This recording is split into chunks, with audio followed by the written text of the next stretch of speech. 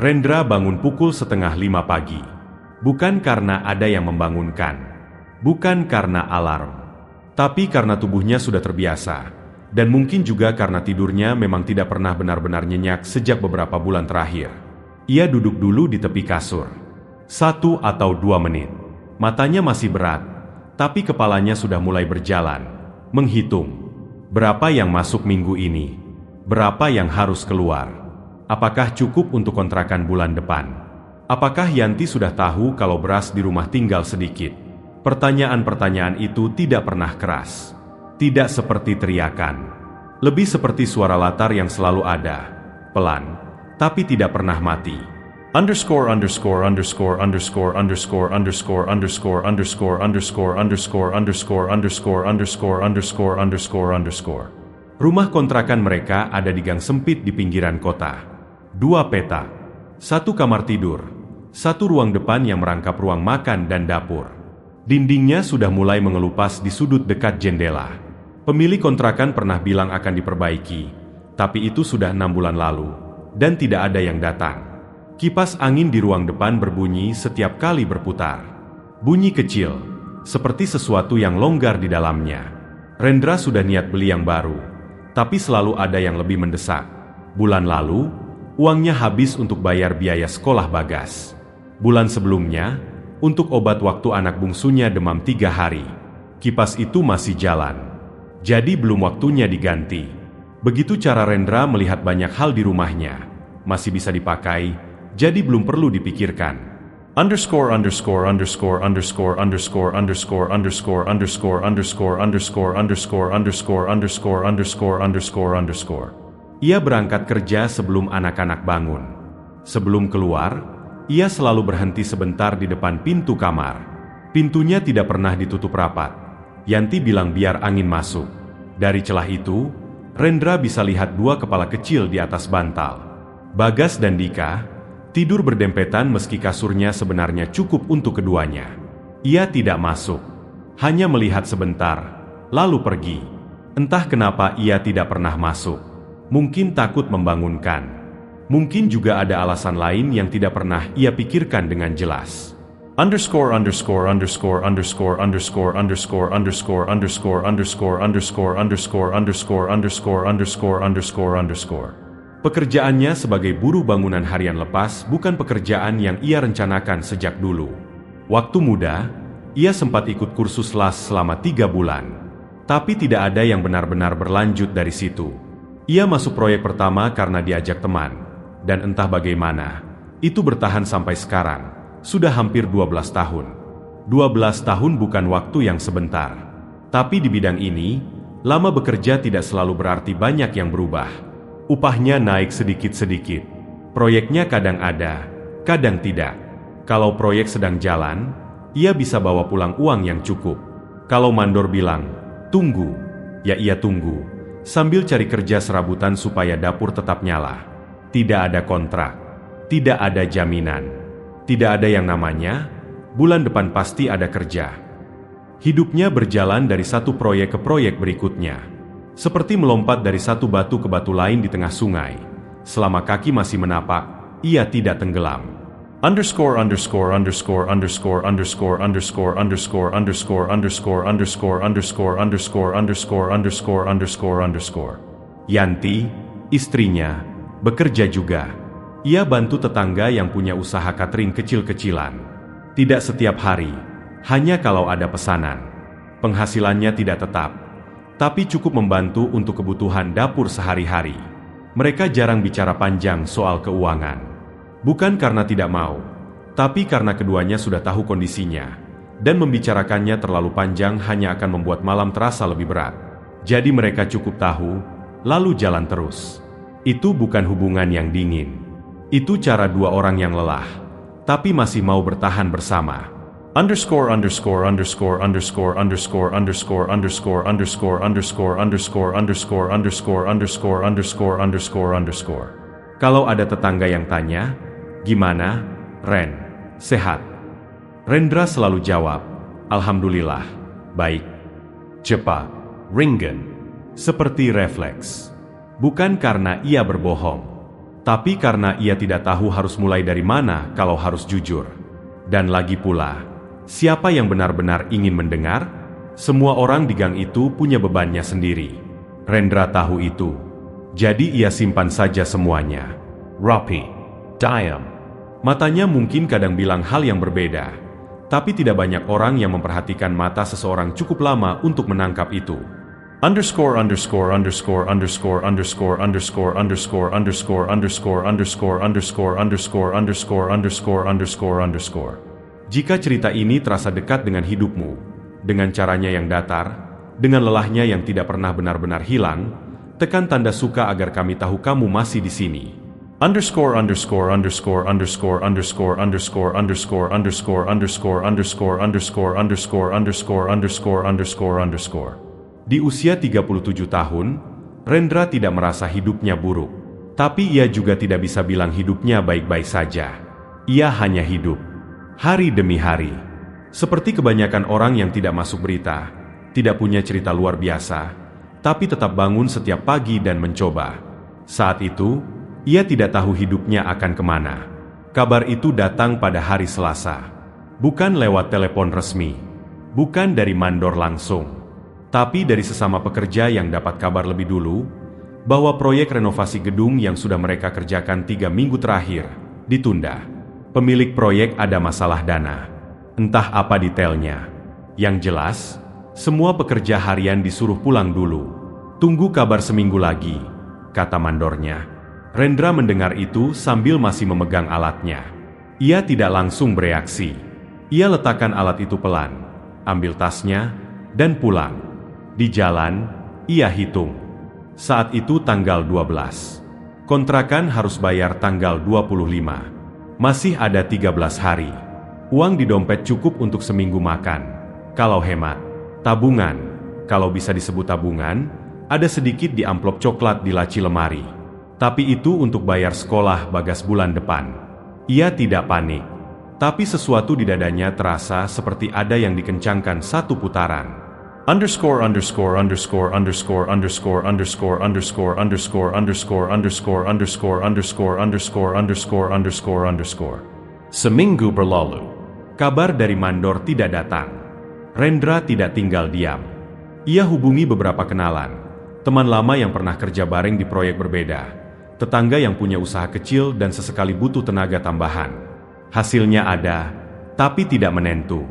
2 hari angkat semen untuk renovasi rumah orang. 1 hari bantu bongkar gudang. Bayarannya langsung, tapi kecil. Cukup untuk makan. Belum cukup untuk yang lain. Yang paling berat bukan soal uangnya saja, tapi soal tidak tahu sampai kapan ini akan berlangsung. Kalau masalahnya jelas, misalnya kurang sekian ratus ribu, ia bisa cari solusinya. Tapi kalau masalahnya adalah ketidakpastian, ia tidak tahu harus lawan dari mana. Underscore underscore underscore underscore underscore underscore underscore underscore underscore underscore underscore underscore underscore underscore underscore underscore. Suatu sore, Yanti bilang dengan nada yang dijaga pelan, bahwa minyak goreng habis dan sabun cuci tinggal sedikit.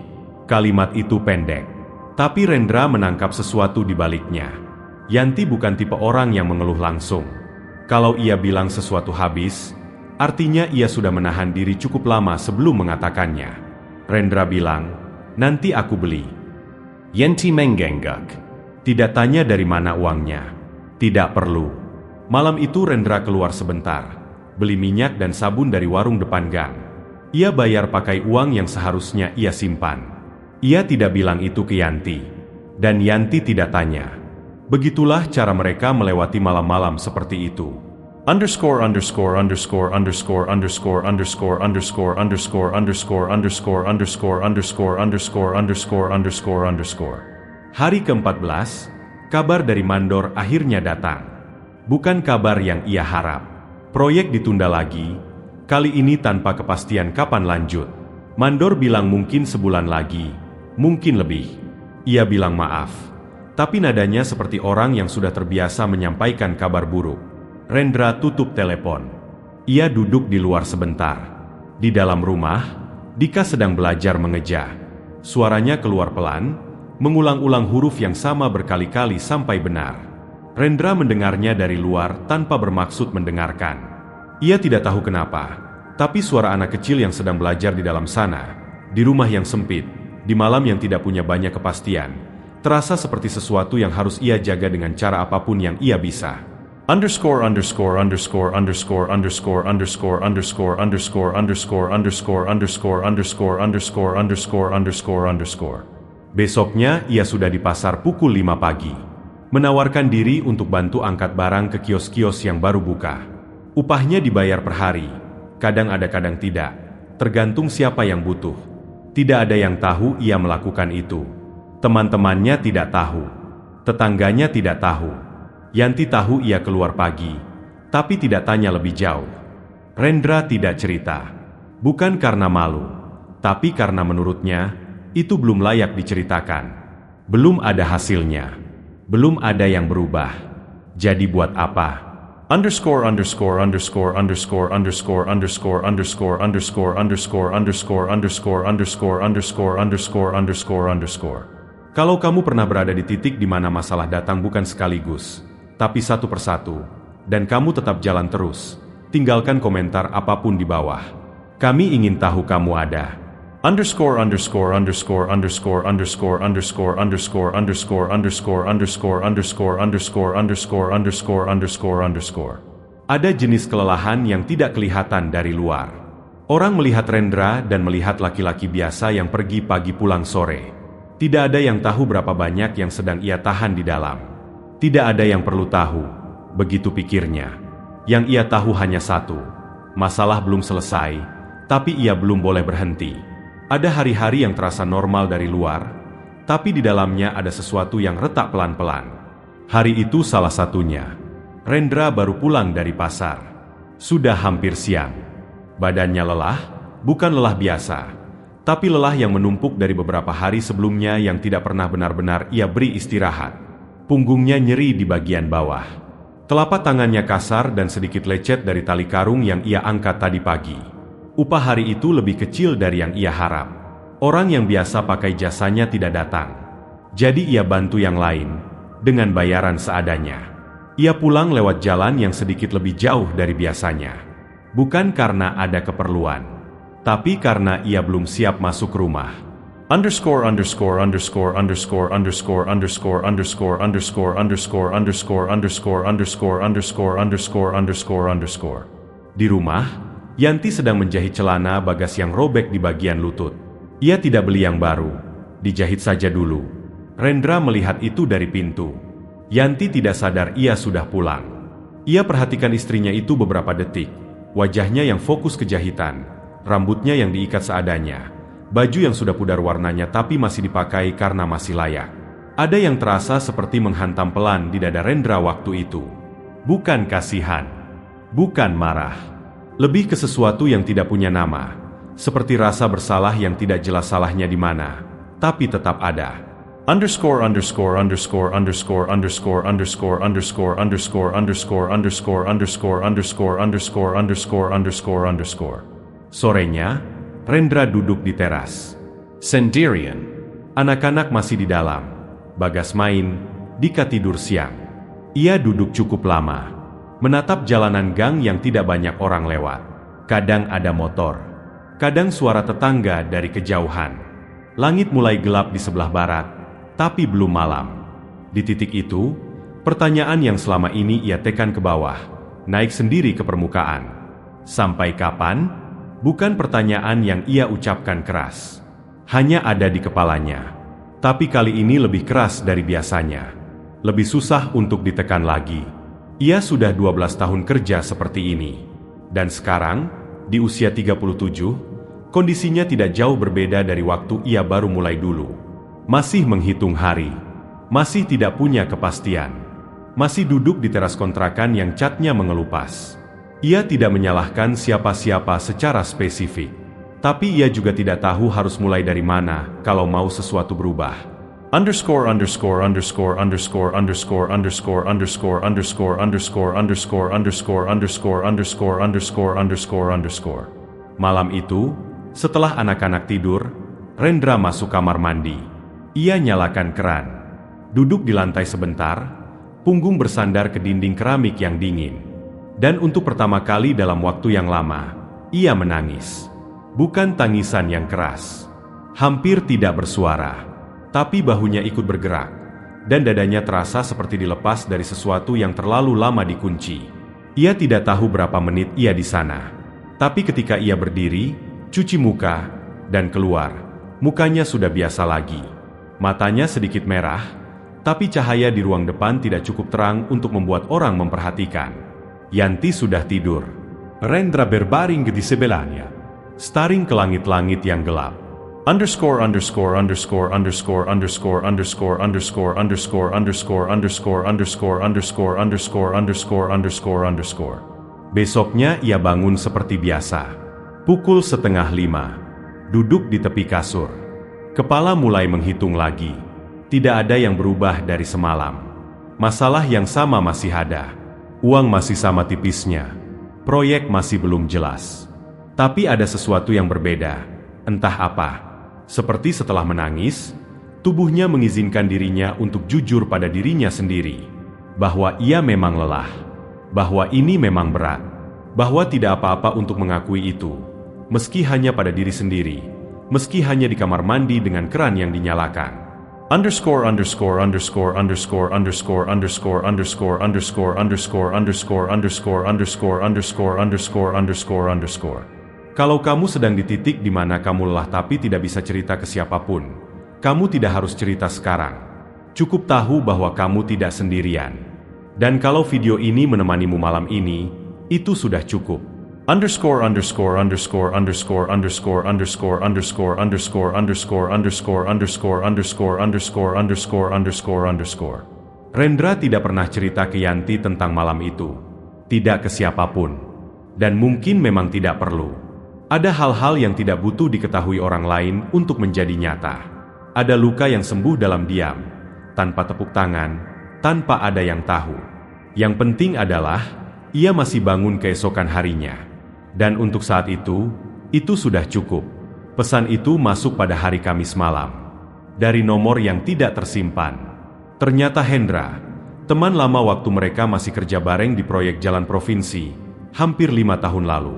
Mereka tidak terlalu dekat, tapi cukup kenal untuk saling ingat nama. Isinya pendek. Hendra bilang ada proyek besar di Batam. Butuh tenaga berpengalaman. Kontrak 3 bulan, bisa diperpanjang. Upahnya hampir 2 kali lipat dari yang biasa Rendra dapat di sini. Akomodasi Daitenggam. Kalau minat, hubungi sebelum akhir minggu. Rendra membaca pesan itu 2 kali. Lalu ia taruh handphonenya di atas meja. Layarnya yang retak memantulkan cahaya lampu ruang depan. Ia tidak langsung balas. Underscore underscore underscore underscore underscore underscore underscore underscore underscore underscore underscore underscore underscore underscore underscore underscore. Malam itu ia susah tidur lebih dari biasanya. Bukan karena excited, tapi karena otaknya tidak bisa berhenti membolak-balik semuanya. Kalau ia pergi, ada uang masuk yang pasti selama 3 bulan. Kontrakan aman. Biaya sekolah aman. Mungkin bisa sisihkan sedikit untuk yang lain. Itu semua masuk akal. Tapi kalau ia pergi, Dika baru mulai kelas 1. Anak itu baru saja mulai berani sekolah tanpa nangis di gerbang. Minggu lalu ia pulang sambil cerita panjang soal temannya yang punya penghapus berbentuk kelinci. Hal-hal kecil seperti itu yang Rendra dengar setiap sore. Kalau ia pergi, ia tidak akan dengar itu selama 3 bulan. Ia tahu itu terdengar seperti alasan yang terlalu kecil untuk menolak uang yang terlalu dibutuhkan. Tapi bagi Rendra, kecil atau tidak, itu tetap terasa berat. Underscore underscore underscore underscore underscore underscore underscore underscore underscore underscore underscore underscore underscore underscore underscore underscore. Keesokan harinya ia kerja seperti biasa. Dapat panggilan bantu cor lantai di rumah orang 2 gang dari sana. Kerja dari pagi sampai siang. Badannya bergerak, tapi pikirannya tidak benar-benar hadir. Beberapa kali mandor kecil di sana harus panggil namanya 2 kali baru ia sahut. Pulang siang, ia makan sedikit, lalu duduk di luar lagi. Handphonenya ada di kantong. Ia keluarkan beberapa kali, lihat nama Hendra di layar, lalu masukkan lagi. Belum bisa. Belum tahu mau bilang apa. underscore underscore underscore underscore underscore underscore underscore underscore underscore underscore underscore underscore underscore underscore underscore underscore. Sore itu Bagas pulang sekolah dan langsung duduk di sebelah Rendra di teras, seperti yang ia lakukan beberapa waktu sekali. Tidak bilang apa-apa dulu, hanya duduk, menaruh tas di lantai, minum air dari botol yang ia bawa. Rendra lirik anaknya itu sebentar. Sepatu sekolahnya sudah mulai menipis di bagian sol. Kaos kakinya yang putih sudah agak kekuningan meski sudah dicuci. Bagas tidak sadar ayahnya sedang memperhatikan. Di saat itulah Rendra sadar bahwa ia tidak sedang memilih antara uang dan keluarga. Ia sedang memilih antara dua jenis gagal yang sama-sama ia takuti. Gagal secara finansial kalau ia tidak pergi, atau gagal hadir di momen yang tidak bisa diulang kalau ia pergi. Tidak ada pilihan yang benar. Hanya dua beban dengan berat yang berbeda. Underscore underscore underscore underscore underscore underscore underscore underscore underscore underscore underscore underscore underscore underscore underscore underscore. Malamnya, setelah anak-anak tidur, Rendra duduk di ruang depan sendirian. Lampu sudah dikecilkan. Dari kamar, ia dengar suara napas Yanti yang teratur. Istrinya sudah tidur. Ia ambil handphonenya lagi. Kali ini ia buka pesan Hendra. Ia mulai ketik balasan. 1 kalimat. Hapus. Ketik lagi. Hapus lagi. Lalu ia taruh handphonenya menghadap bawah di atas meja. Dan ia duduk di kegelapan itu cukup lama, bukan sedang berpikir secara aktif. Lebih seperti terlalu lelah untuk berpikir, tapi terlalu gelisah untuk berhenti. Ada satu pertanyaan yang muncul di saat seperti itu. Bukan pertanyaan soal Batam atau uang atau anak-anak, tapi pertanyaan yang lebih dalam dan lebih sunyi dari itu semua. Aku sudah cukup keras berusaha, tapi kenapa rasanya selalu kurang? Ia tidak marah waktu berpikir itu. Tidak menangis juga. Hanyalah dengan jenis lelah yang berbeda dari lelah fisik. Lelah yang datang dari dalam. Dari tempat yang tidak bisa dipijit atau diistirahatkan dengan tidur. Underscore underscore underscore underscore underscore underscore underscore underscore underscore underscore underscore underscore underscore underscore underscore underscore. 3 hari ia biarkan pesan itu tidak terjawab. Ia tetap keluar tiap pagi. Tetap cari kerja serabutan. Tetap pulang sore. Tetap duduk di meja makan bersama keluarganya waktu malam. Dari luar, tidak ada yang berubah. Tapi di dalam, ada sesuatu yang sedang berjalan. Proses yang tidak bisa ia percepat dan tidak bisa ia hentikan. Seperti sesuatu yang sedang diselesaikan sendiri. Di bagian dirinya yang tidak bisa ia jangkau langsung. Yanti satu kali tanya, "Kamu baik-baik saja?" Nada suaranya bukan seperti orang yang curiga. Lebih seperti orang yang sudah tahu jawabannya tapi tetap mau tanya, supaya pintu itu tetap terbuka kalau suatu saat ia mau masuk. Rendra jawab, "Iya, capek aja." Yanti mengenggak. Tidak tanya lagi. Dan Rendra tahu, istrinya tahu itu bukan jawaban yang sepenuhnya jujur. Tapi Yanti juga tahu bahwa memaksanya bicara tidak akan membantu. Jadi ia biarkan saja. Itu salah satu hal yang tidak pernah Rendra ucapkan tapi selalu ia rasakan. Bahwa Yanti memilih untuk mengerti, bahkan ketika tidak diberi penjelasan. Dan itu, tanpa kata-kata, adalah bentuk kasih sayang yang paling nyata yang ia kenal. Underscore underscore underscore underscore underscore underscore underscore underscore underscore underscore underscore underscore underscore underscore underscore underscore. Kalau kamu pernah berada di titik di mana semua pilihan terasa sama beratnya, dan kamu tetap duduk, tetap diam, tapi tidak menyerah, like video ini. Bukan untuk kami, tapi sebagai pengingat untuk dirimu sendiri bahwa kamu sudah melewati momen seperti itu. Underscore underscore underscore underscore underscore underscore underscore underscore underscore underscore underscore underscore underscore underscore underscore underscore. Di akhir hari ketiga, Rendra mengambil handphonenya. Ia buka pesan Hendra. Kali ini ia tidak langsung ketik.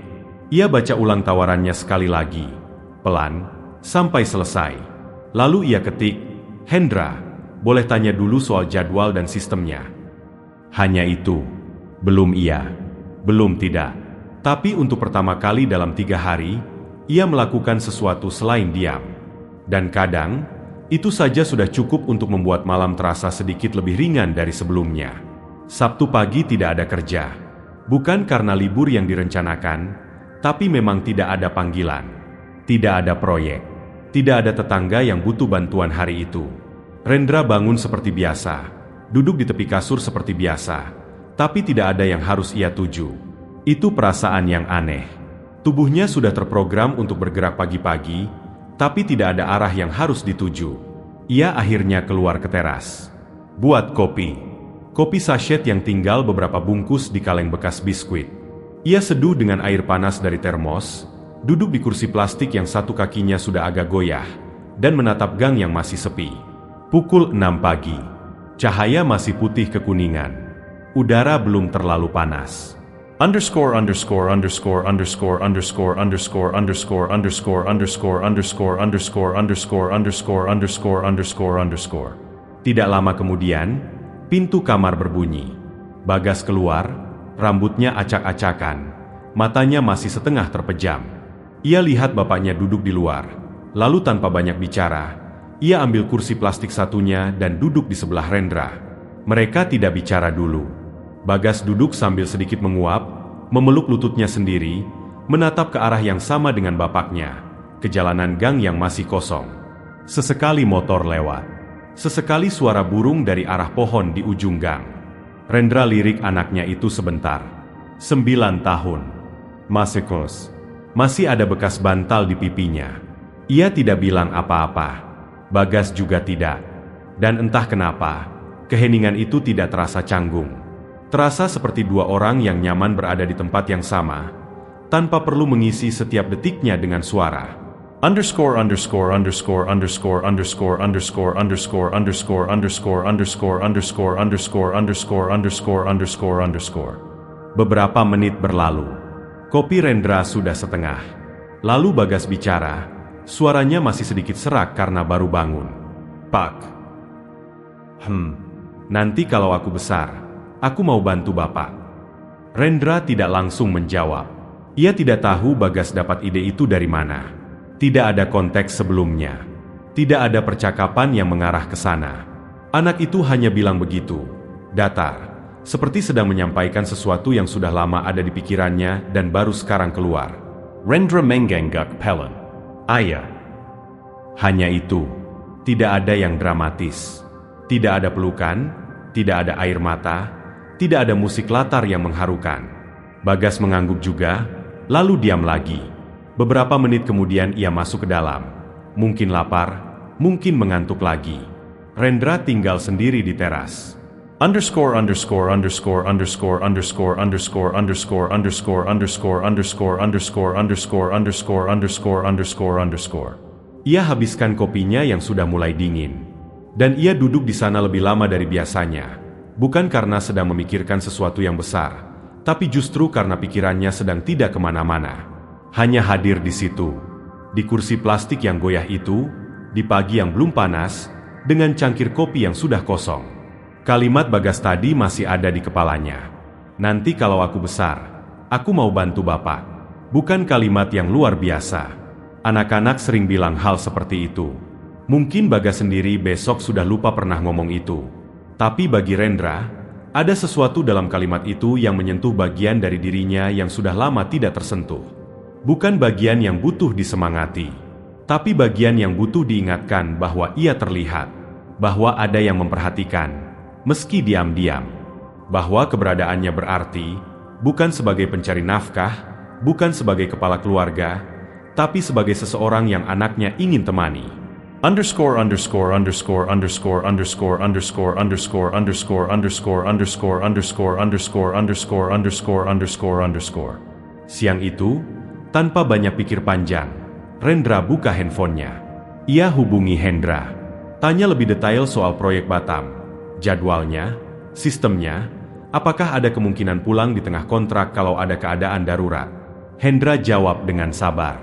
Ternyata ada jeda setiap 6 minggu. Bisa pulang seminggu. Dan kalau ada keadaan mendesak, bisa dikomunikasikan. Rendra dengarkan semua itu. Ia tidak langsung bilang iya.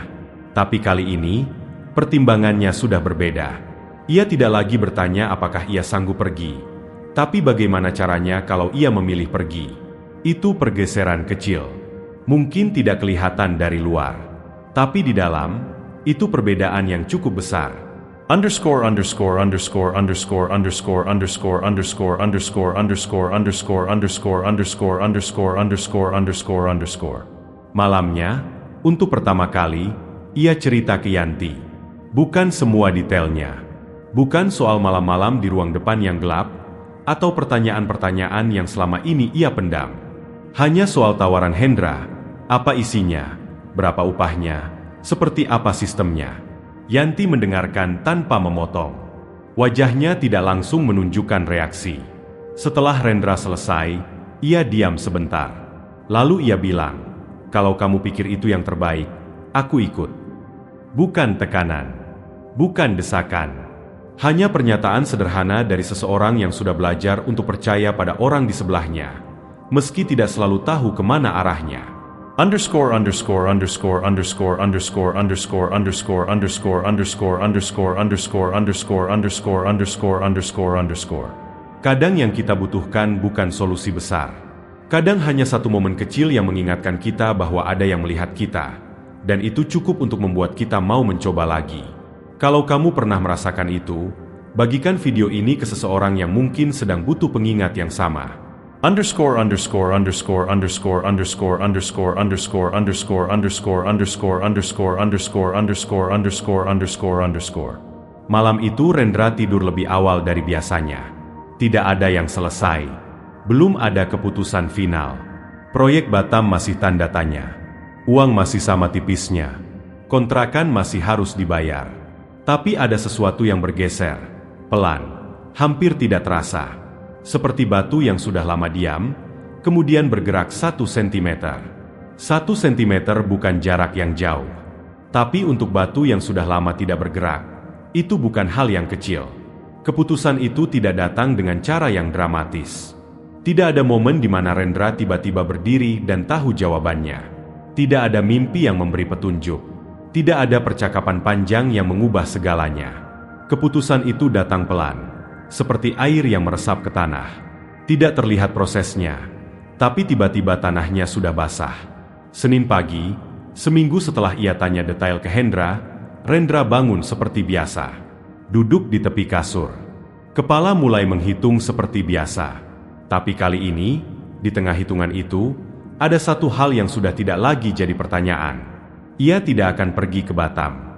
Underscore underscore underscore underscore underscore underscore underscore underscore underscore underscore underscore underscore underscore underscore underscore underscore. Bukan keputusan yang mudah dijelaskan dengan logika. Kalau dihitung di atas kertas, tawaran Hendra masuk akal. Uangnya lebih besar. Waktunya jelas. Risikonya terakhir. Banyak orang di posisinya yang tidak akan pikir 2 kali. Tapi Rendra bukan sedang menghitung di atas kertas. Ia sedang menghitung dengan sesuatu yang lebih susah diukur, dan hasilnya bilang bahwa saat ini bukan waktunya. Dika baru 6 minggu masuk sekolah. Masih sering mimpi buruk kalau tidur. Masih kadang minta tidur sambil pegang tangan ibunya. Anak sekecil itu tidak butuh penjelasan panjang soal kenapa bapaknya pergi. Tapi tetap saja, Rendra tidak mau jadi tidak ada di masa itu. Bagas juga. Kalimat Sabtu pagi itu masih ada di kepalanya. Nanti kalau aku besar, aku mau bantu bapak. Anak itu sedang dalam usia di mana ia mulai melihat dunia lebih luas. Mulai membandingkan, mulai bertanya-tanya. Rendra ingin ada, bukan sebagai sosok yang pulang setiap 6 minggu, tapi sebagai orang yang ada di meja makan setiap malam. Itu alasannya. Sederhana. Tidak heroik. Hanya sebuah pilihan yang ia bisa hidup dengan konsekuensinya. Underscore underscore underscore underscore underscore underscore underscore underscore underscore underscore underscore underscore underscore underscore underscore underscore. Ia balas pesan Hendra pagi itu juga. Pesannya pendek. Ia bilang terima kasih untuk tawarannya, tapi untuk saat ini ia tidak bisa. Mungkin lain kali kalau ada kesempatan lagi. Hendra balas cepat, bilang sayang sekali, tapi tidak apa-apa. Kalau ada proyek lain nanti ia kabari. Selesai. Tidak ada drama. Tidak ada penyesalan yang meledak. Rendra taruh handphonenya dan mulai siapkan diri untuk keluar. Ada kenalan yang kemarin bilang butuh bantuan pasang keramik hari ini. Upahnya tidak besar, tapi ada. underscore underscore underscore underscore underscore underscore underscore underscore underscore underscore underscore underscore underscore underscore underscore underscore. Yang berubah setelah keputusan itu bukan kondisi hidupnya. Kondisinya sama saja. Uang masih harus dicari. Proyek masih tidak pasti. Kontrakan masih harus dibayar. Yang berubah adalah cara Rendra berdiri di tengah semua itu. Sebelumnya, ia bergerak karena tidak ada pilihan lain. Terpaksa. Reactive. Setiap langkah terasa seperti respons terhadap masalah, bukan pilihan yang ia ambil sendiri. Tapi setelah ia menolak Batam, setelah ia memilih sesuatu meski itu bukan pilihan yang paling aman secara finansial, ada sesuatu yang berbeda. Ia masih di situasi yang sama, tapi ia tidak lagi merasa seperti sedang terseret arus. Sedikit, ia merasa seperti sedang berdiri. Itu perbedaan yang tidak bisa ia jelaskan ke orang lain. Tapi ia merasakannya. Underscore underscore underscore underscore underscore underscore underscore underscore underscore underscore underscore underscore underscore underscore underscore underscore. Hari-hari berikutnya ia mulai lakukan sesuatu yang belum pernah ia lakukan sebelumnya dengan serius. Ia cari kenalan lama secara aktif. Bukan menunggu ada yang hubungi, tapi ia yang duluan. Ia keluarkan nomor-nomor lama dari kontak handphonenya yang berdebu. Teman proyek dari 3 tahun lalu. Mandor yang pernah pakai jasanya 2 kali. Tetangga yang punya usaha dan sesekali butuh orang tambahan. Sebagian tidak balas. Sebagian bilang belum ada proyek. Satu orang bilang nanti dikabari. Tapi satu orang, Pak Warso, mandor bangunan yang dulu pernah kerja bareng di proyek perumahan, bilang ada renovasi rumah kecil di kompleks perumahan lama. Butuh 2 orang. Mulai minggu depan. 2 minggu kerja. Tidak besar. Tidak lama. Tapi ada. Rendra bilang iya tanpa pikir panjang. Underscore underscore underscore underscore underscore underscore underscore underscore underscore underscore underscore underscore underscore underscore underscore underscore. Malam sebelum mulai kerja dengan Pak Warso, Rendra duduk di ruang depan setelah semua orang tidur. Ia keluarkan buku kecil. Buku catatan bekas Bagas yang halamannya masih banyak kosong, dan mulai tulis. Bukan curahan hati, bukan rencana besar, hanya angka, pengeluaran bulan ini, pemasukan yang sudah pasti, yang masih belum pasti, cicilan yang masih ada. Kelihatannya sipil. Tapi ini pertama kali ia mau benar-benar melihat angka-angka itu dengan jelas, bukan menghindarinya karena takut. Hasilnya tidak menyenangkan. Masih banyak yang minus. Masih banyak yang tidak pasti. Tapi setidaknya sekarang ia tahu persis di mana ia berdiri. Dan ada sesuatu yang aneh, melihat masalah dengan jelas. Meski masalahnya besar, terasa lebih ringan dari terus hidup di kabut ketidaktahuan. Underscore underscore underscore underscore underscore underscore underscore underscore underscore underscore underscore underscore underscore underscore underscore underscore. Kadang keputusan terbesar bukan yang paling kelihatan dari luar. Kadang keputusan terbesar adalah yang kamu ambil sendiri, dalam diam, tanpa tepuk tangan siapapun. Kalau kamu sedang di titik itu sekarang, subscribe, dan temani kami sampai akhir cerita ini. Underscore underscore underscore underscore underscore underscore underscore underscore underscore underscore underscore underscore underscore underscore underscore underscore. Sebelum tidur, Rendra menutup buku catatannya. Ia letakkan di laci meja, di tempat yang bisa ia jangkau. Bukan disembunyikan, bukan dilupakan. Di luar, gang sudah sepi. Lampu jalan menyala sendirian. Dari kamar, ia dengar napas anak-anaknya yang teratur. Ia belum tahu apakah pilihannya benar.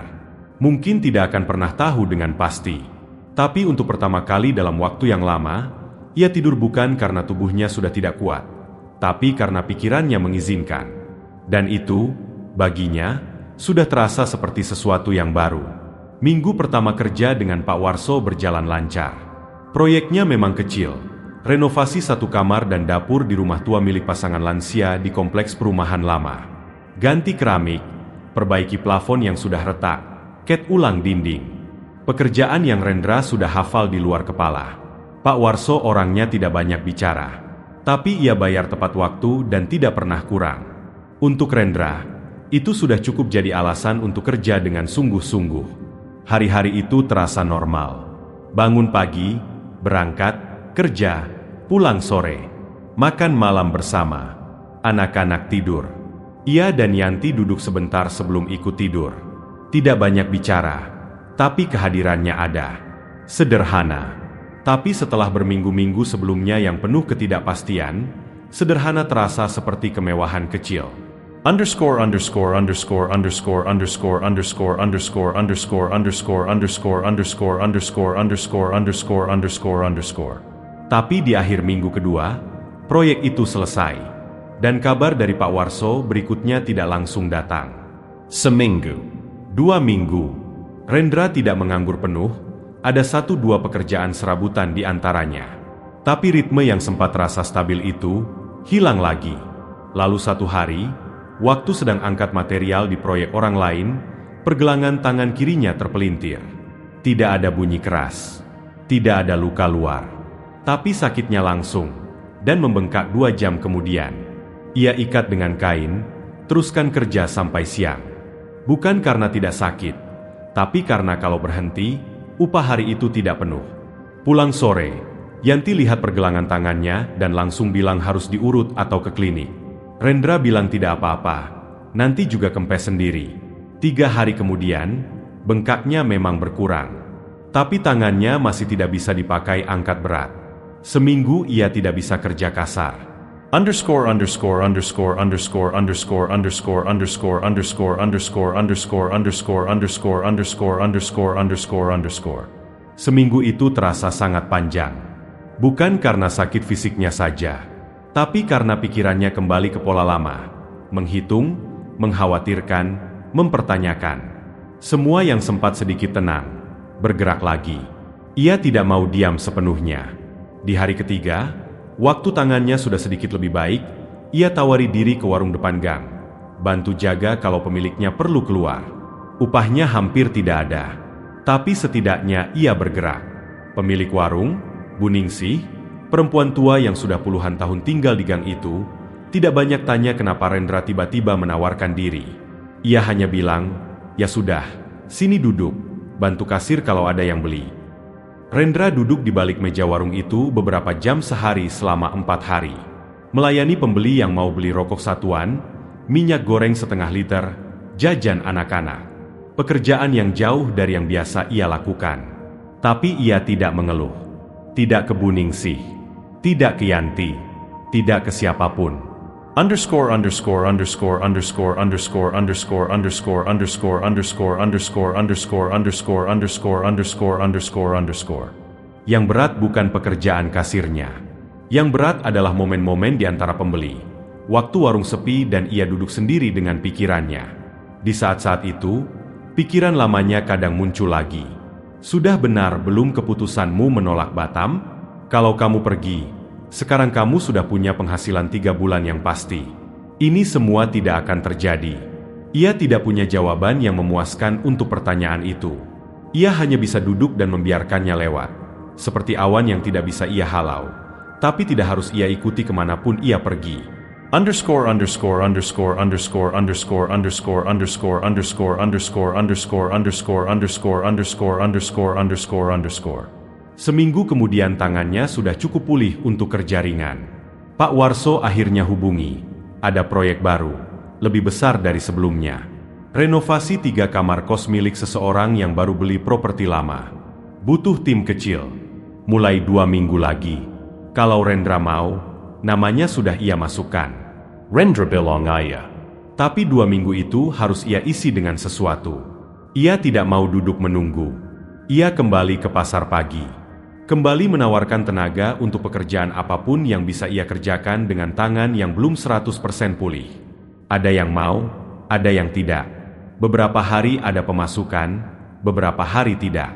Ia catat semuanya di buku kecilnya. Pemasukan, penjaluran.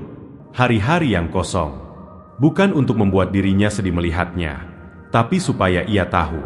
Supaya ia tidak hidup di kabut lagi. Underscore underscore underscore underscore underscore underscore underscore underscore underscore underscore underscore underscore underscore underscore underscore underscore. Yanti tidak banyak komentar soal semua itu. Tapi ada hal kecil yang Rendra perhatikan. Istrinya mulai masak sedikit lebih bervariasi di hari-hari ada pemasukan. Bukan mewah. Tapi ada usaha kecil di sana. Cara Yanti bilang bahwa ia juga sedang mencoba. Dengan caranya sendiri. Mereka masih jarang bicara panjang. Tapi komunikasi mereka berjalan di jalur yang lain. Lewat hal-hal kecil yang hanya mereka berdua yang bisa baca. Rendra bersyukur untuk itu. Meski tidak pernah mengatakannya. Underscore underscore underscore underscore underscore underscore underscore underscore underscore underscore underscore underscore underscore underscore underscore underscore. Proses yang lambat sering tidak terlihat dari luar. Tidak ada yang tepuk tangan. Tidak ada yang tahu betapa beratnya hari-hari itu. Kalau kamu sedang di tengah proses yang terasa tidak ada habisnya, tetap di sini. Cerita ini belum selesai, dan begitu juga milikmu.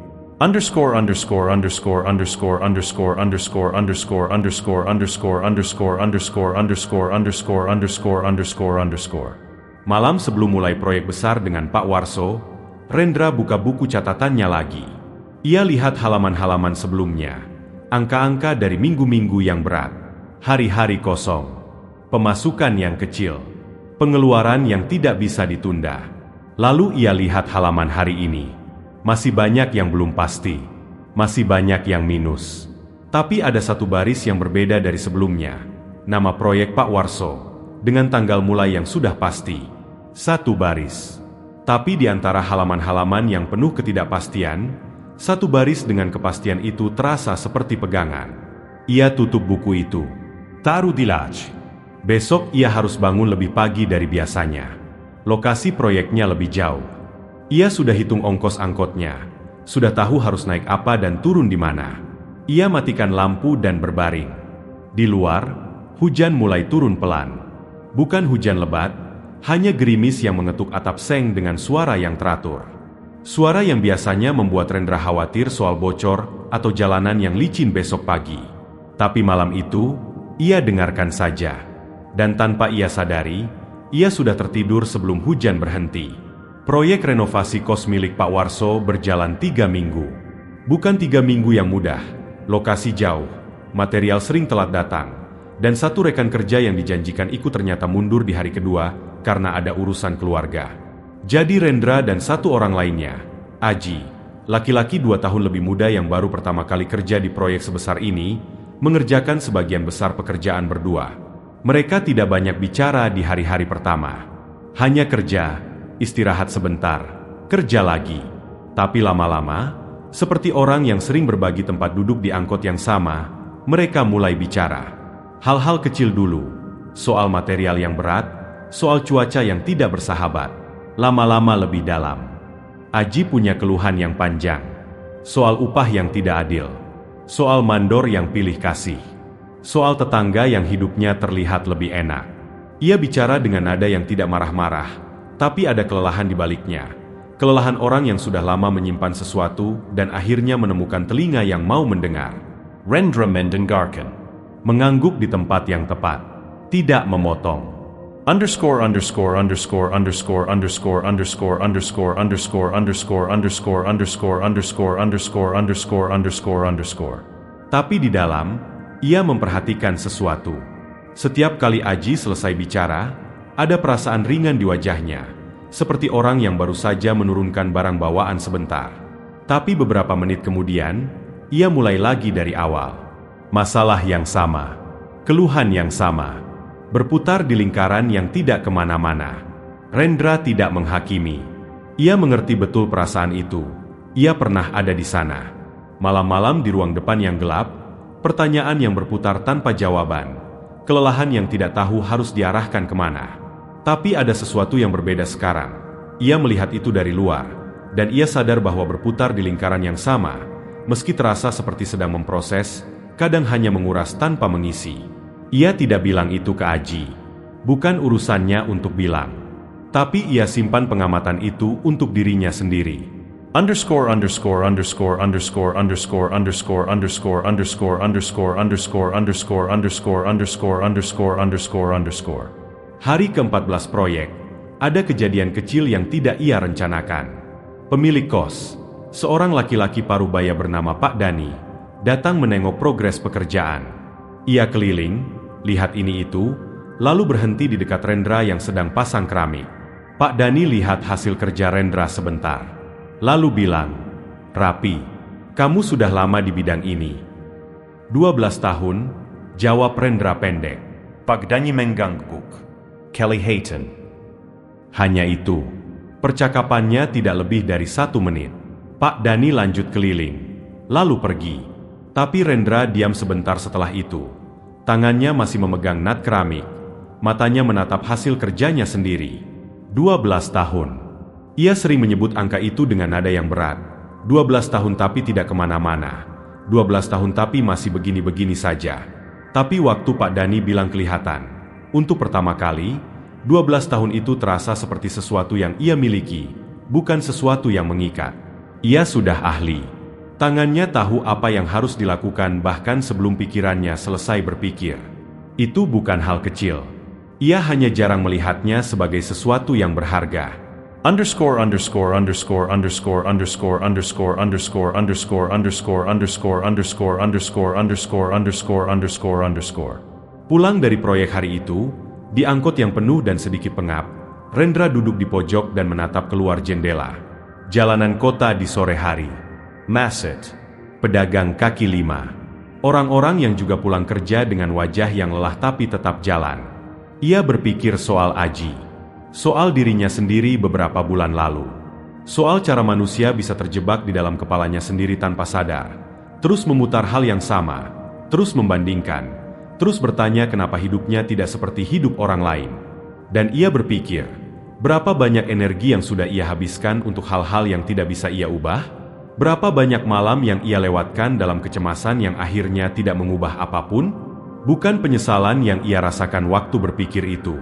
Lebih ke semacam kesadaran yang datang pelan, bahwa energinya terbatas. Bahwa setiap kecemasan yang ia biarkan berlarut-larut adalah energi yang tidak bisa ia pakai untuk hal lain. Untuk kerja, untuk anak-anak, untuk tidur yang cukup supaya besok ia bisa bangun dan mencoba lagi. Itu bukan kesadaran yang datang dari buku atau ceramah. Itu datang dari kelelahan yang sudah cukup lama mengajarinya. Underscore underscore underscore underscore underscore underscore underscore underscore underscore underscore underscore underscore underscore underscore underscore underscore. Perubahan itu tidak terlihat dari luar. Rendra masih orang yang sama. Masih pendiam. Masih tidak mudah cerita. Masih pulang sore dengan baju berdebu dan tangan yang kasar. Tapi ada hal kecil yang berbeda. Dan Yanti adalah orang pertama yang menangkapnya, meski tidak pernah menyebutnya langsung. Suatu malam, setelah makan, Rendra duduk di ruang depan dan Bagas datang minta diajari soal penjumlahan yang ia tidak mengerti. Rendra tarik buku itu, lihat soalnya, dan mulai jelaskan, pelan, dengan cara yang bisa anak 9 tahun ikuti. Setengah jam mereka duduk berdua di bawah lampu ruang depan yang agak redup itu. Yanti melihat dari pintu kamar. Tidak masuk. Hanya melihat sebentar, lalu kembali ke dalam. Tapi ada sesuatu di wajahnya yang berbeda dari biasanya. Sesuatu yang tidak sempat Rendra lihat, karena ia sedang fokus ke buku Bagas. Underscore underscore underscore underscore underscore underscore underscore underscore underscore underscore underscore underscore underscore underscore underscore underscore. Ada juga momen lain, lebih kecil lagi, tapi membekas. Satu pagi, sebelum berangkat, Rendra masuk ke kamar anak-anak. Dika masih tidur. Ia duduk sebentar di tepi kasur, hal yang dulu tidak pernah ia lakukan. Ia usap pelan kepala anak bungsunya itu. Dika tidak bangun, tidak sadar. Rendra duduk di sana mungkin 3 menit. Tidak ada yang istimewa terjadi. Lalu ia berdiri, ambil tasnya, dan berangkat. Di jalan menuju halte angkot, ia tidak sedang memikirkan proyek hari itu. Tidak sedang menghitung. Hanya berjalan, dengan kepala yang sedikit lebih ringan dari biasanya. Underscore underscore underscore underscore underscore underscore underscore underscore underscore underscore underscore underscore underscore underscore underscore underscore. Suatu sore, Aji mengeluh lagi di sela istirahat. Kali ini soal tetangganya yang baru beli motor baru. Sementara Aji masih naik angkot kemana-mana. Rondra minem air menamna. Diam sebenter. Lalu ia bilang, pelan dan tanpa bermaksud menggurui. Ji, aku dulu juga sering begitu. Capek juga ternyata. Aji menetapnya. Capek gimana? Capek njbendinjen. Aji tidak langsung balas. Mereka diam sebentar. Lalu istirahatnya habis dan mereka kembali kerja. Rendra tidak tahu apakah kalimat itu berarti apapun bagi Aji. Mungkin tidak. Mungkin besok Aji mengeluh lagi tentang hal yang sama. Tapi bagi Rendra, mengucapkan itu dengan keras, untuk pertama kali, membuat ia sadar bahwa ia benar-benar sudah tidak di tempat itu lagi. Bukan karena hidupnya sudah lebih baik. Bukan karena masalahnya sudah selesai. Tapi karena ia sudah berhenti menghabiskan sisa tenaganya untuk hal yang tidak bisa ia kendalikan. Underscore underscore underscore underscore underscore underscore underscore underscore underscore underscore underscore underscore underscore underscore underscore underscore. Perubahan yang paling sunyi adalah perubahan yang terjadi di dalam, yang tidak ada yang tepuk tangan, yang tidak kelihatan di foto, yang bahkan kadang tidak bisa kamu jelaskan sendiri. Kalau kamu sedang mengalami perubahan seperti itu sekarang, bertahanlah. Kamu sedang bergerak, meski tidak terasa. Aktifkan notifikasi supaya kamu tidak ketinggalan bab 9. Di sana, sesuatu mulai kelihatan. Underscore underscore underscore underscore underscore underscore underscore underscore underscore underscore underscore underscore underscore underscore underscore underscore. Proyek 3 minggu itu selesai 2 hari lebih cepat dari jadwal. Pak Warso bayar penuh. Bahkan ada sedikit bonus karena pekerjaan selesai lebih awal dan hasilnya rapi. Bukan jumlah yang besar, tapi cukup untuk membuat Rendra bisa tarik napas lebih lega dari biasanya. Malam itu ia buka buku catatannya. Tulis angka pemasukannya. Hitung pengeluaran yang harus dibayar. Kontrakan, lunas bulan ini. Uang sekolah Bagas. Cukup. Sisanya tidak banyak, tapi ada. Ia tutup buku itu. Di luar, gang sudah sepi. Lampu jalan menyala sendirian seperti biasa. Dari kamar, suara napas anak-anak yang teratur, suara yang selalu ada. Tapi baru belakangan ini benar-benar ia dengarkan. Rendra matikan lampu ruang depan. Berjalan ke kamar. Berbaring. Dan kali ini, sebelum tidur, tidak ada pertanyaan yang berputar di kepalanya. Tidak ada hitungan yang belum selesai. Hanya gelap yang tenang dan suara napas orang-orang yang ia cintai di ruangan yang sama. Ia menutup matanya. Besok mungkin akan ada masalah baru. Mungkin proyek berikutnya belum ada. Mungkin ada pengeluaran tak terduga yang belum ia antisipasi. Tapi itu urusan besok. Malam ini, untuk saat ini, cukup. Telepon dari Pak Warso datang pada hari Rabu. Bukan tentang proyek baru, tapi tentang referensi. Pak Warso bilang ada kenalannya, seorang kontraktor kecil bernama Pak Heru, yang sedang cari tenaga berpengalaman untuk proyek renovasi rumah tinggal. Bukan proyek besar, tapi stabil, 3 bulan, dengan jadwal dan pembayaran yang jelas. Aku kasih nomormu ya. Kamu hubungi dia duluan lebih baik, kata Pak Warso. Rendra bilang terima kasih. Tutup telepon. Lalu duduk sebentar di teras. Bukan karena perlu berpikir panjang, tapi karena ia terbiasa memberi dirinya 1 atau 2 menit sebelum melangkah. 10 menit kemudian ia sudah hubungi Pak Heru. Underscore underscore underscore underscore underscore underscore underscore underscore underscore underscore underscore underscore underscore underscore underscore underscore. Pertemuan dengan Pak Heru singkat dan langsung ke intinya. Mereka ketemu di warung kopi dekat lokasi proyek. Pak Heru perhatikan tangan Rendra. Tangan orang yang sudah lama kerja di lapangan tidak bisa bohong. Lalu tanya beberapa hal teknis soal pengalaman. Rendra jawab semuanya tanpa lebay, tanpa melebih-lebihkan. Di akhir pertemuan, Pak Heru bilang, mulai Senin bisa. Rendra bilang bisa. Mereka jabat tangan. Selesai. Tidak ada kontrak tertulis yang resmi. Di dunia kerja seperti ini, kepercayaan dan reputasi yang berjalan lebih cepat dari dokumen. Tapi Pak Warso yang rekomendasikan, dan itu cukup jadi jaminan dari kedua sisi. Underscore underscore underscore underscore underscore underscore underscore underscore underscore underscore underscore underscore underscore underscore underscore underscore. Senin pertama di proyek Pak Heru, Rendra datang 10 menit lebih awal.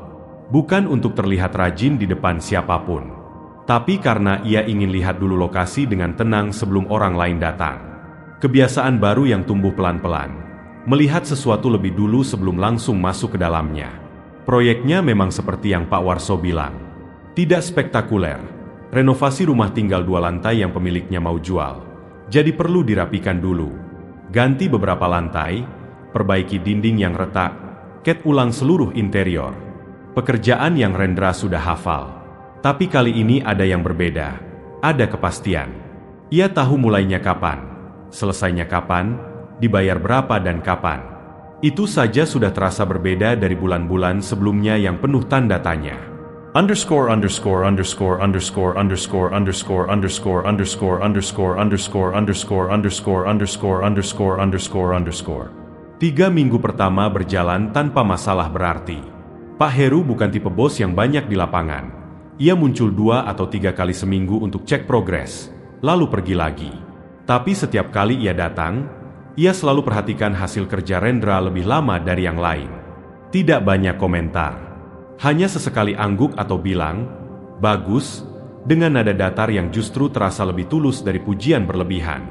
Di minggu keempat, Pak Heru bilang sesuatu yang tidak Rendra duga.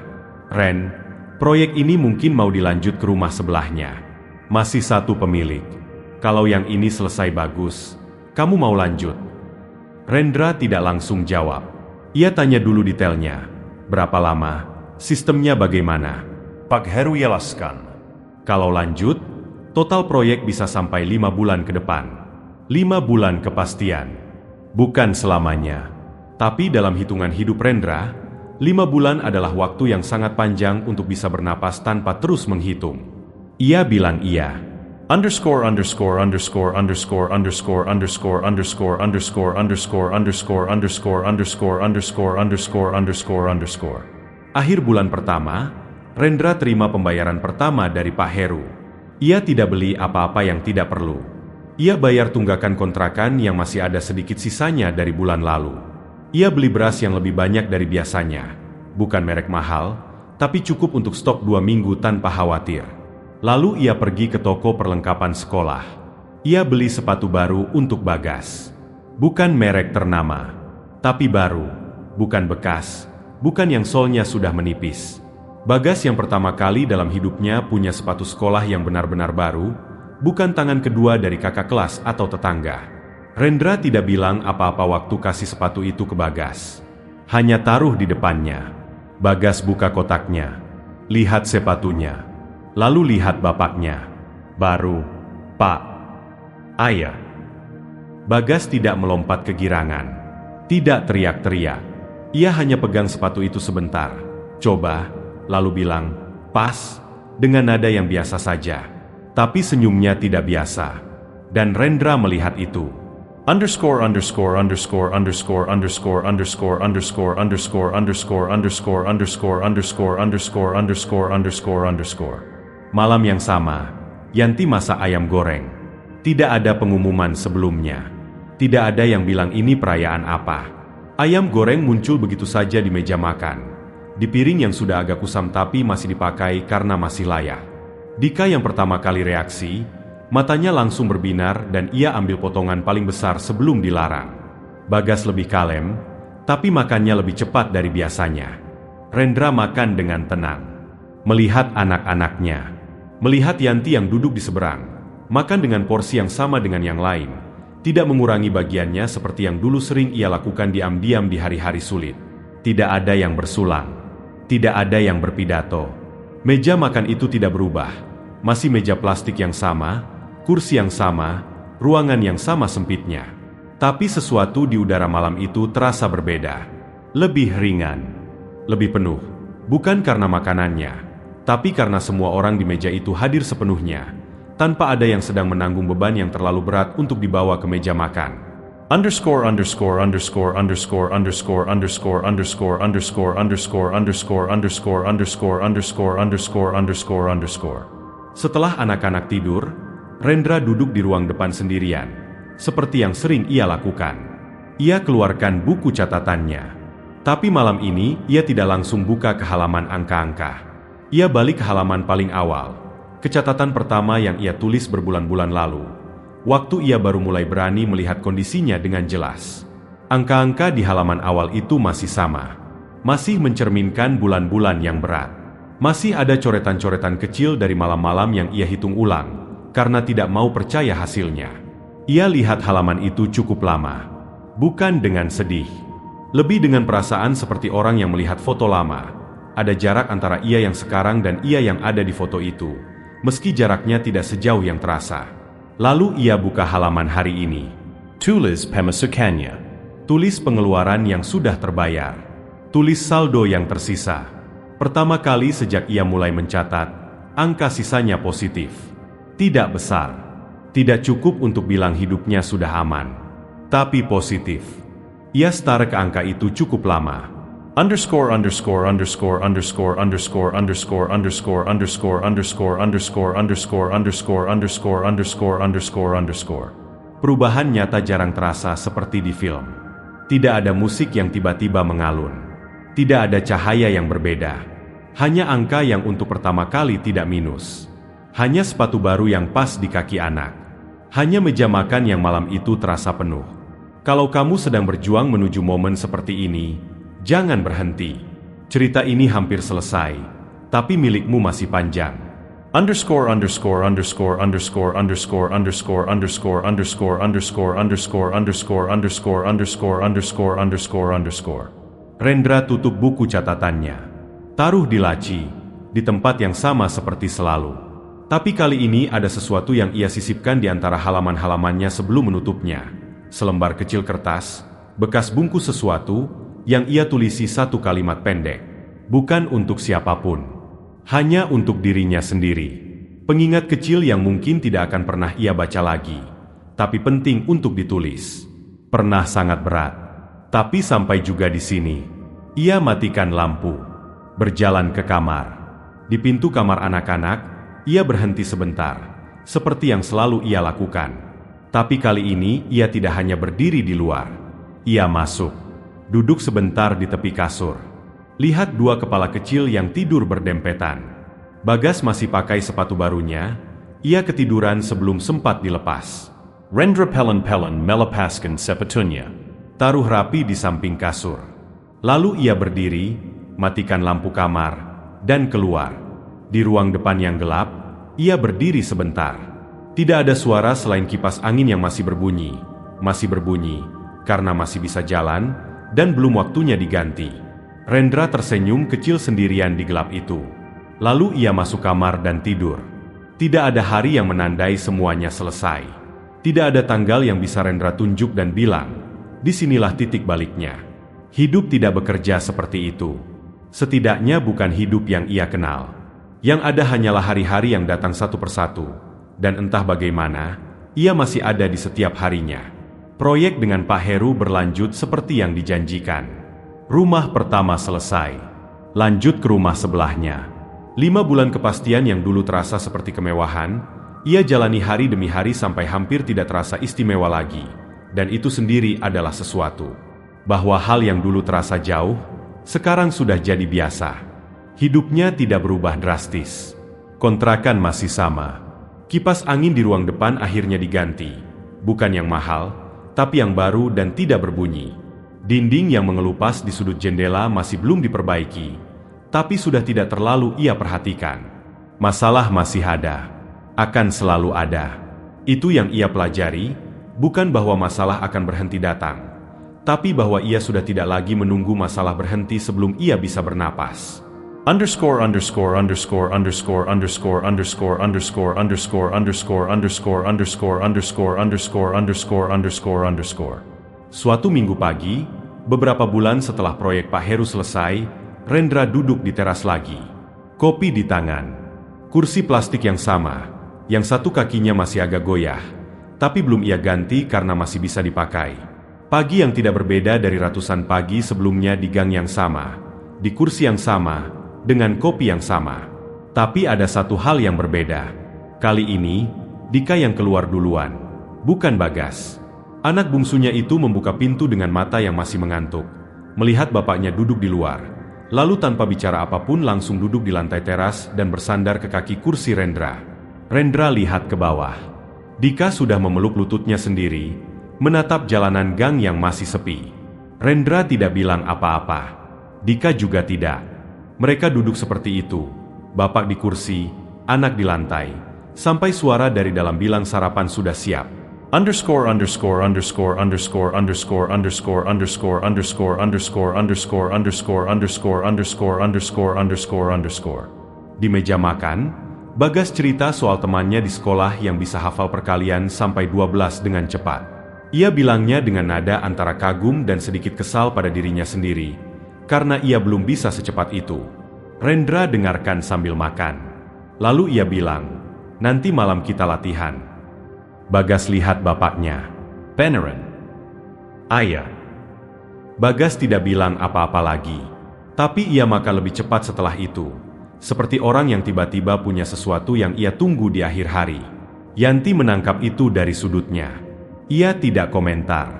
Hanya melanjutkan makannya. Tapi ada sesuatu di matanya. Sesuatu yang tenang. Yang sudah ada sejak beberapa bulan terakhir dan tidak pergi. Seperti orang yang sudah lama menunggu sesuatu dan akhirnya ia datang. Meski tidak dengan cara yang ia bayangkan. Underscore underscore underscore underscore underscore underscore underscore underscore underscore underscore underscore underscore underscore underscore underscore underscore. Sore itu Rendra pergi sendiri ke warung Buningsih. Bukan untuk kerja, tapi untuk beli sesuatu. Ia beli 1 bungkus kopi, 1 bungkus teh, dan permen untuk Dika yang sudah pesan dari tadi pagi. Buningsih terima uangnya sambil bilang, "Wah, sekarang kelihatan mendingan ya, Ren." Rendra sedikit terkejut dengan kalimat itu. Mendingan gimana, Bu? Buningsih tidak langsung jawab. Ia kembalikan uang kembalian dulu, lalu bilang pelan, matanya, "Dulu sering kelihatan jauh, sekarang enggak." Rendra tidak tahu harus balas apa. Ia hanya bilang, "Oh," lalu terima kembaliannya dan pamit. Di jalan pulang, kalimat Buningsih itu ia bawa. Matanya. Dulu sering kelihatan jauh. Ia tidak tahu kapan persisnya itu berubah. Tidak ada hari yang ia ingat sebagai hari di mana ia memutuskan untuk hadir. Untuk benar-benar ada, bukan hanya secara fisik. Itu terjadi pelan-pelan, tanpa pengumuman, tanpa ia sadari sendiri. Tapi rupanya, orang lain bisa melihatnya. Underscore underscore underscore underscore underscore underscore underscore underscore underscore underscore underscore underscore underscore underscore underscore underscore. Malam itu, setelah Dika tidur dan Bagas selesai latihan perkalian, yang ternyata membutuhkan hampir 1 jam dan lebih banyak coretan dari yang mereka rencanakan, Rendra duduk sendirian di ruang depan untuk terakhir kalinya di hari itu. Buku catatannya ada di laci. Ia tidak buka. Tidak perlu malam ini. Ia hanya duduk. Dan dalam keheningan ruang depan yang sudah ia kenal setiap sudutnya, dinding yang mengelupas, kipas angin yang baru, lampu yang agak redup, ia membiarkan dirinya benar-benar diam. Tanpa menghitung, tanpa merencanakan, tanpa pertanyaan yang harus dijawab. Hanya diam. Ada hal-hal yang tidak akan pernah berubah dari hidupnya. Ia tahu itu. Ia tidak akan tiba-tiba punya tabungan besar. Tidak akan tiba-tiba bebas dari ketidakpastian. Proyek berikutnya masih belum pasti. Biaya sekolah anak-anak akan terus naik. Ada hal-hal yang masih akan berat, dan hal-hal baru yang belum ia bayangkan akan datang. Tapi ada juga hal-hal yang sudah berbeda, dan ia sudah belajar untuk tidak meremehkan yang kecil-kecil itu. Dika yang sekarang tidur tanpa mimpi buruk hampir setiap malam. Bagas yang tadi minta latihan perkalian lagi besok. Yanti yang sudah lama tidak makan lebih sedikit dari yang lain. Buku catatan yang angka terakhirnya tidak minus. Sepatu lama di rak yang sudah digantikan yang baru. Dan ia sendiri, yang sekarang bisa duduk di ruang yang sama, di malam yang sama, tanpa suara-suara di kepalanya yang terlalu keras untuk diabaikan. Underscore underscore underscore underscore underscore underscore underscore underscore underscore underscore underscore underscore underscore underscore underscore underscore. Rendra tidak pernah menceritakan perjalanan ini ke siapapun. Tidak ke Yanti secara lengkap, tidak ke Bagas atau Dika, tidak ke Buningsih, tidak ke Pak Warso, tidak ke siapapun yang mungkin ingin mendengar.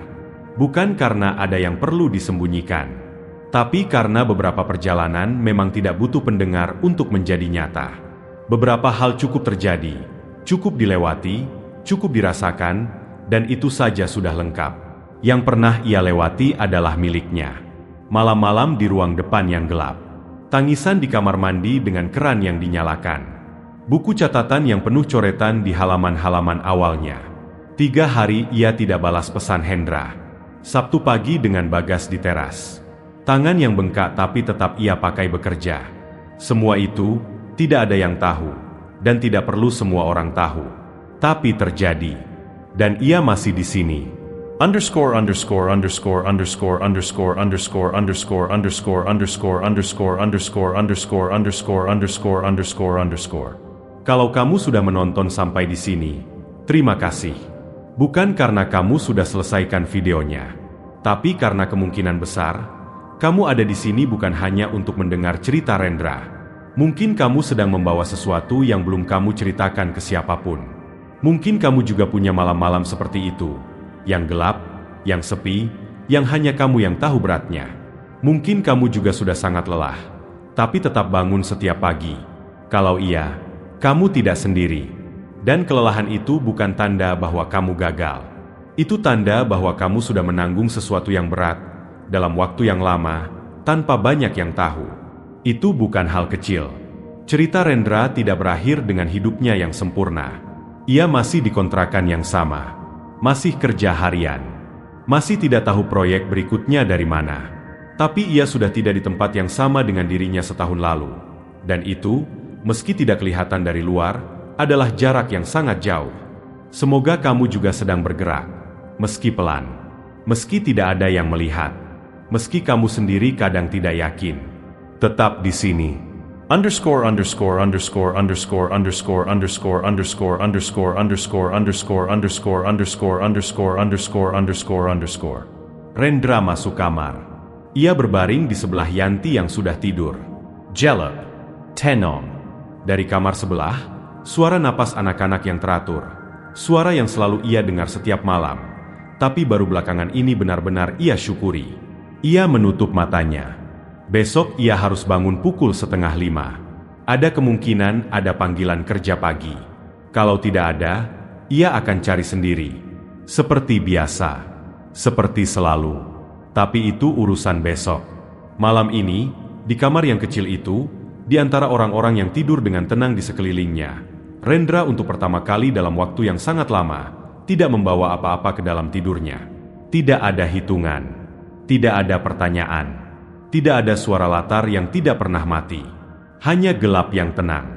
Dan untuk seseorang yang sudah lama belajar tidur di tengah kebisingan kepalanya sendiri, gelap yang tenang itu adalah hal yang luar biasa. Meski tidak ada yang tahu. Meski tidak perlu ada yang tahu.